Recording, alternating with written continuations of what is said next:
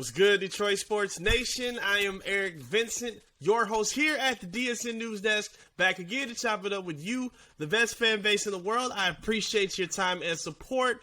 As the NFL trade deadline has come to a close, the Detroit Lions made their own news in a huge way. They traded off first-round pick TJ Hockenson over to the Minnesota Vikings in a very surprising and stunning package move. I was shocked when I got this here in my news desk, man.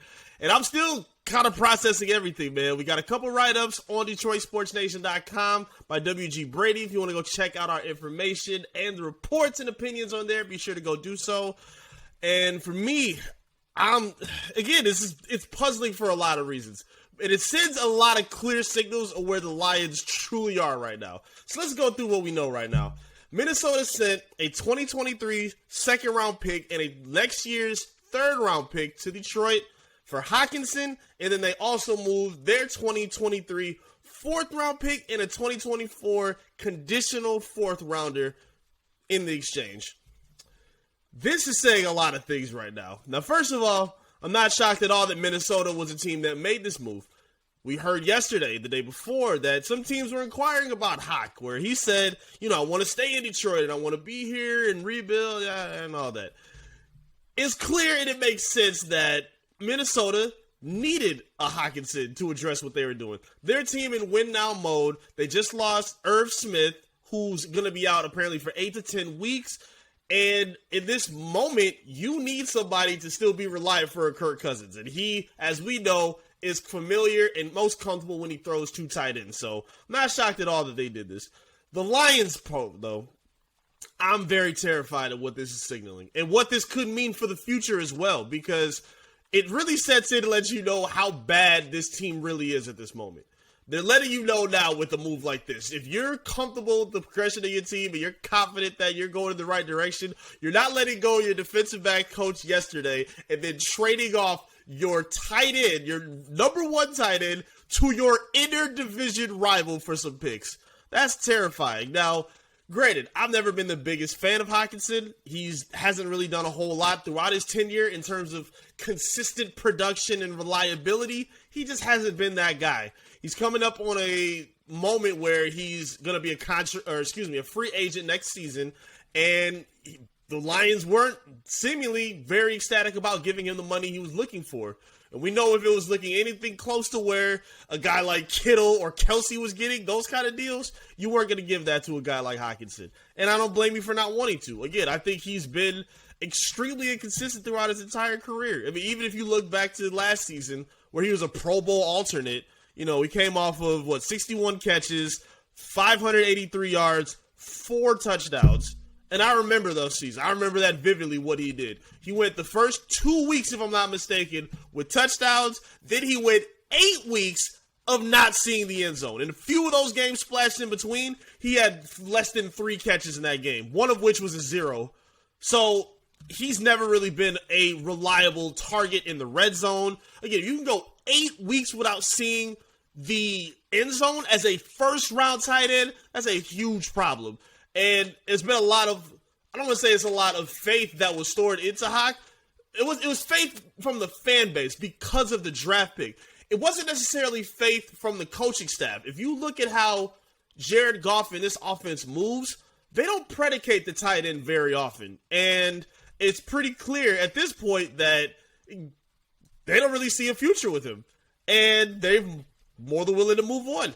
Again, I'm really shocked at it because it shows how bad this team is. It shows the urgency in terms of where this regime is as well. Because not only are we looking at Dan Campbell sideways and nervous, we're now putting somebody else on, I don't want to say the chopping block, but we're putting him on the hot seat as well.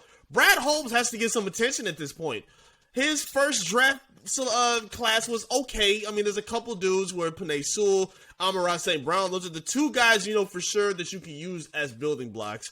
We're still learning about it with this rookie class. We're seeing some good things. We're seeing some inconsistencies.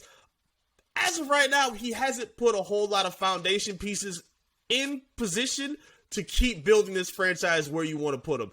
And even when you look at the free agency class as well, he hasn't really done a whole lot in free agency.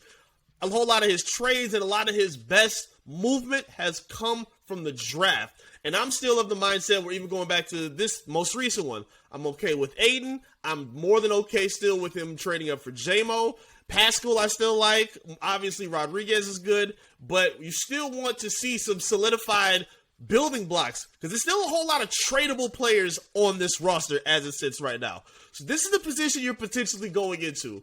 You're basically going into a rebuild with your rebuild. So you're the third year. You're actually you're in the middle of the second year right now, but next year will be the third.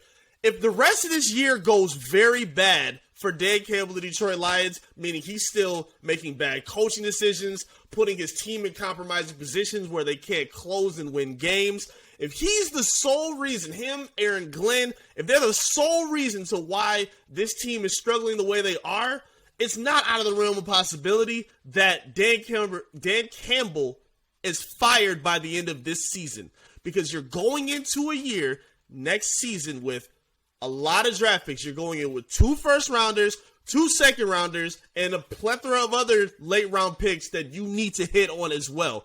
But with these picks, you're going into the third season. This is next season we're talking about.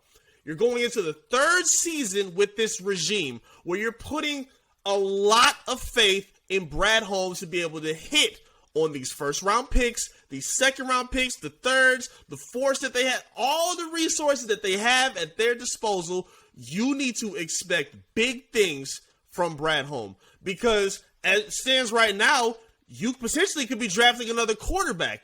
Do you trust this regime to be able to build and develop Bryce Young at this point? I love his upside. I love his talent. But the question is, do you trust this regime to put them in the right position to win? I don't. Not from what I'm seeing right now. If you feel the other way, tell me. Talk to me. I can try to be convinced, but I don't see it. This is a bad sign for this team that they made this decision. Again, I've calmed down from where I was at. If you follow me on Twitter, you saw me ranting about how upset I was that they traded him within the division. Now, I do think Hockenson can be productive with the Vikings, but I don't think he's going to be stealing major targets away from Justin Jefferson. I still think Adam Thielen's a beast in that offense. And again, Hawk is only good when he's wide open. If Hawk has to catch passes in traffic, he's not catching the ball. If he has to be relied on as a blocker, he's not going to be reliable in that aspect. He hasn't shown to be reliable in the red zone. He hasn't shown to be a game breaker on a consistent basis. He'll give you one pop-off game like he did a couple weeks ago with Amara and all the offensive targets were hurt, and he popped off for 100 plus and 2 touchdowns. We haven't seen him do anything close to that since. The Lions are going through, 2 or 3 games where they haven't scored a touchdown? No, I'm sorry, not a touchdown, a point in the second half. This is terrifying. This is absolutely terrifying what this offense has been doing. And again, I'm not terrified of Hockenson because I don't believe he's that kind of a game breaker. But do I think Minnesota will use him better than we did? Yeah. And unfortunately, you'll now have to be on the receiving end of it. I don't know if they're going to re-up his deal. We'll see what Minnesota thinks of him by the end of the year. But again, they seem to be more stable than what the Lions are doing. And we better pray. We better hope and pray he does not come back to bite us in the behind with his production with the Vikings. He is now joining this infamous class with Eric Ebron and Brandon Pettigrew of tight ends that we gambled on heavily that we never had no damn business going for in the first place. Very, very, very upsetting trade deadline. I really wish it could have gone a lot better. I kind of thought they were going to wave out with DeAndre Swift as well, but it's past 4 o'clock. The deadline's over. It looks like it was just Hawk that was on the move, and we'll see what happens now for the Lions. Again, it feels like a rebuild within a rebuild, but again, who knows what direction it's going to go in at this point. Again, I would love to hear your feedback. Make sure you talk to me in the comment section. What was your initial reaction when you heard this, when you saw the Adam Schefter tweet? If you saw a tweet or the information from us at DSN, what was your initial reaction when you heard that Hockenson was going over to the Minnesota Vikings? And how do you feel about it now? Have you calmed down a little bit? You feel a little bit more reserved and confident about the move? Let me know how you were thinking. I would love to hear from you. Make sure you like the video as well and continue to subscribe as we get closer and closer and closer to 5,000 subscribers. That milestone is right around the corner, man. I can see it. I can smell it. Thank you guys for loving us and supporting us and making that wish get closer and closer. We really appreciate you. Make sure you are tapping in with our social medias as well. Facebook, Twitter, Instagram, TikTok, all the above. Search and follow Detroit Sports Nation. Search and follow me as well at I am Eric Vincent so I can talk to you throughout the rest of the season and this continuous heartbreak of being a Detroit Lions fan. It's tough, man. It's tough. But hey, we're at the midway point. It's hopefully quickly downhill from at this point, man. Hopefully it's going by as simple and easy as possible. But we in it together. We appreciate all your support. I'll be back again right here soon with another update from the DSN News Desk. Peace.